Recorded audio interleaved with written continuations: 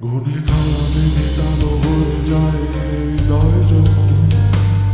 একা একা শুধু অকারণে ঝড়ে বৃষ্টি এমন আজ তাই অবাক রঙে কে যায়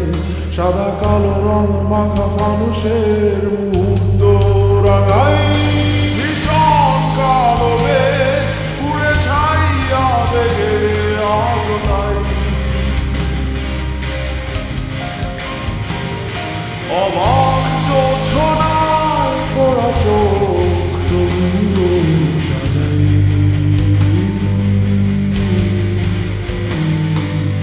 এই